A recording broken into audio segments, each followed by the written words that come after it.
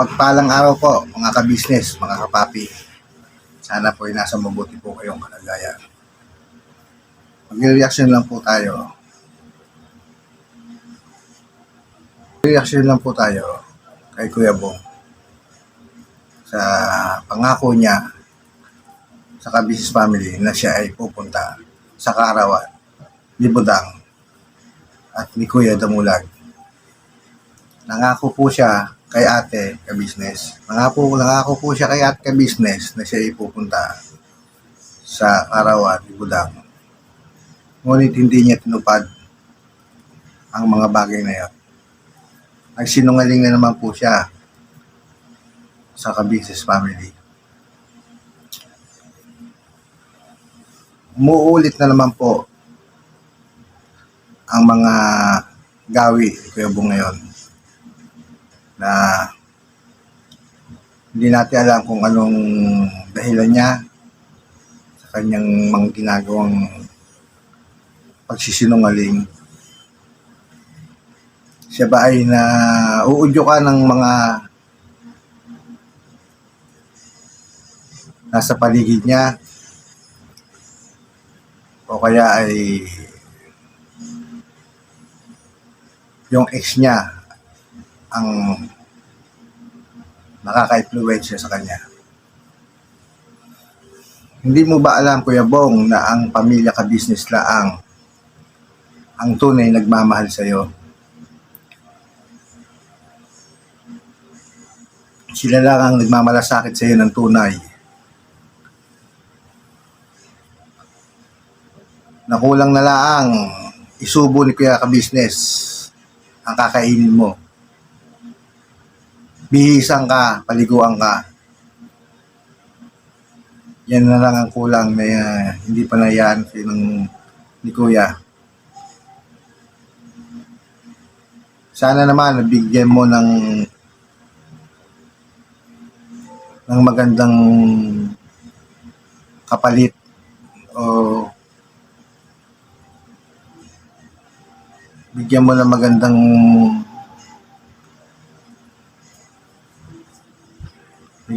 sukli ang mga ginagawa sa'yo ng ka-business family.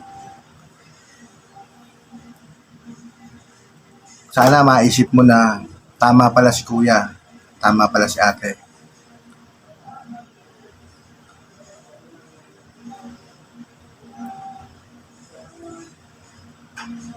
Sana naman hindi mo kasakitan sila sa iyong mga ginagawang mga bagay na ganyan. Alam mo ba ang nagiging epekto niyan sa sarili mo? Sinisira mo ang katawan mo, ang pag-iisip mo. Alam mo ba ang gusto ng mangyari ng kabilang kampo? Bumalik ka sa dati. Yung maging taong grasa ka ulit.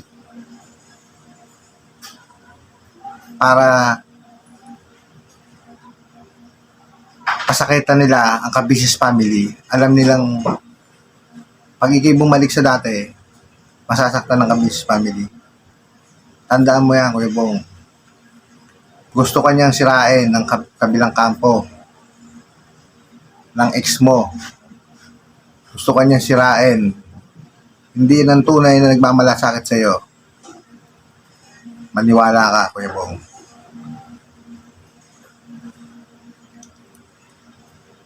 Hindi mo man naisip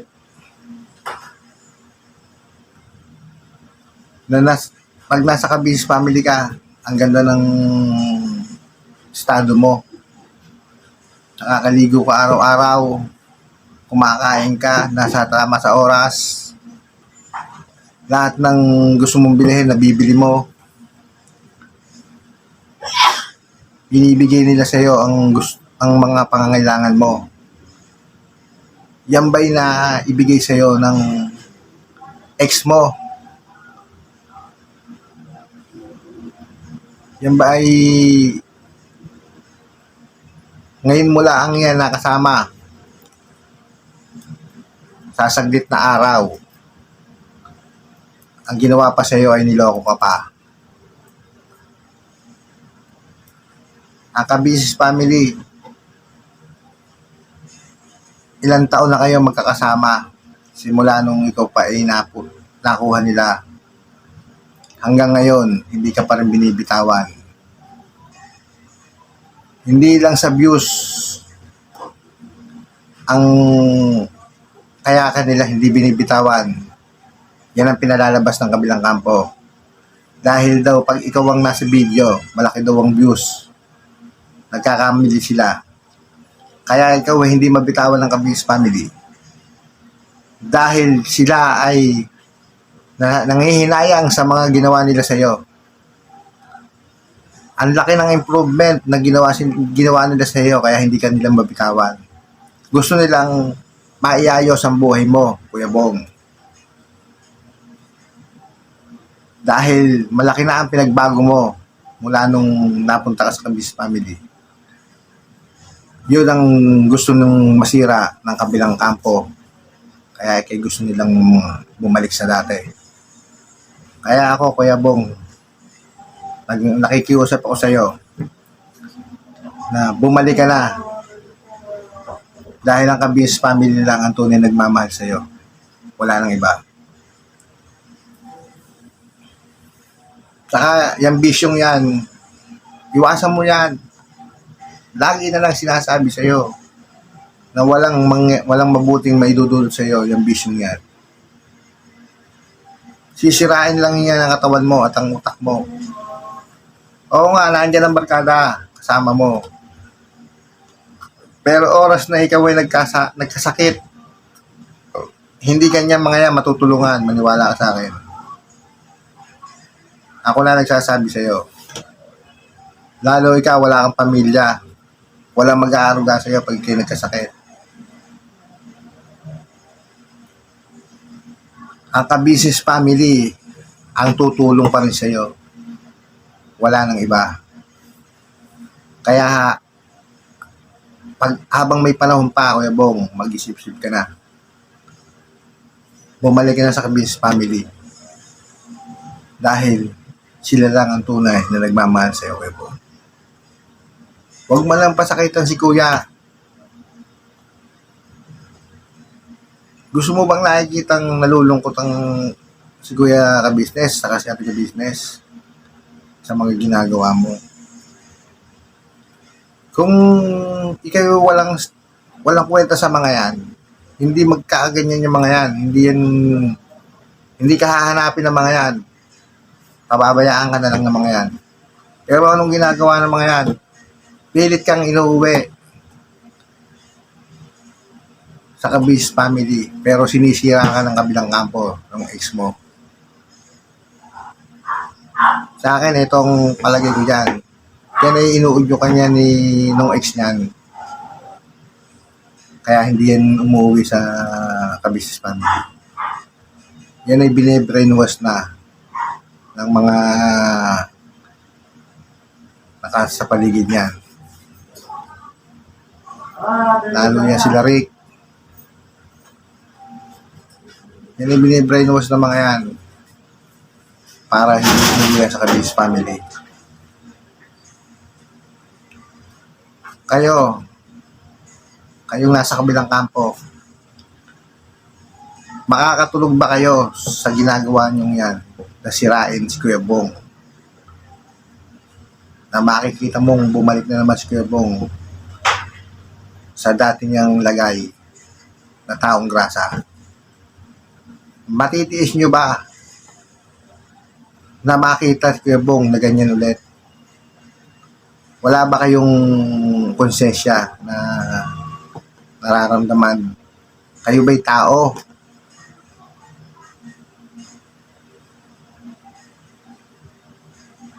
Isipin nyo yung mga pinagagawa nyo. Ibis na si Kuya Bong ay inyong pagsabihan ng maganda, baka inaano nyo pa na wag umuwi sa Kabisis family para tuloy-tuloy ang gusto nyong gawin na pagbibisyo. Maiisip nyo ba na makikita si Kuya Bong na naglalakad sa na yung dati niyang style na sobrang dumi, na ang buhok ay dikit-dikit na naman. Matitiis nyo ba na maging gano'n naman si Kuya Bong? Dahil lang sa pangsarili nyong interes? Yan, tandaan nyo yan. Lahat ng ginagawa nyo, may balik yan sa inyo. Kaya kayo, mag-isip kayo. Gusto nyo na masira ang isang tao dahil lang may ambisyon kayong pabaksakin yung ka-business family. Isipin nyo, tao din kayo.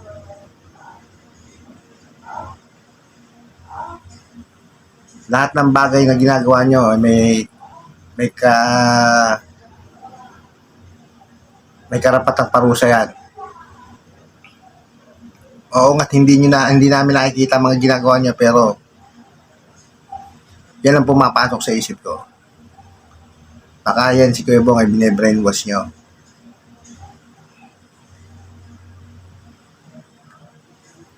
Dahil nga si Kuya Bong ay may pagtingin pa doon sa ex niya. Yan ay hindi mawawala.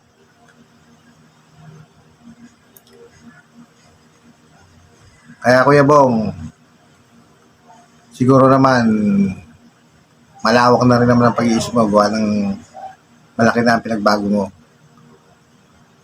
Ito lang masasabi ko sa iyo, Kuya Bong. Bumalik ka na sa ka-business family dahil sila lang ang tunay nagmamahal sa iyo. Bago pa mahuli ang lahat at magkasakit ka ng tuluyan, bumalik ka na sa ka-business family. Parang awa mo na, Kuya Bong. Pagdasal po natin na si Kuya Bong ay matauhan sa mga ginagawa niya at bumalik po sa ka-business family. Sana po sa isang araw ay magising na po ang ating Kuya Bong sa kanyang ginagawa na mali pala. At sana po ay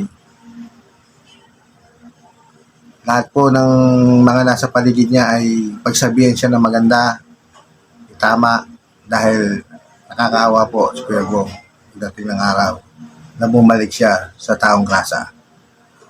Hanggang dito na lang po ang aking simpleng reaksyon para kay Kuya Bong. Maraming salamat po sa ka-business family, ka-business official, Papa Dins TV, at sa mga reactor, sa mga kagawang. Salamat din po sa mga subscriber at mga viewers na nanonood sa akin. Sa susunod na vlogs na lang po. Thank you po.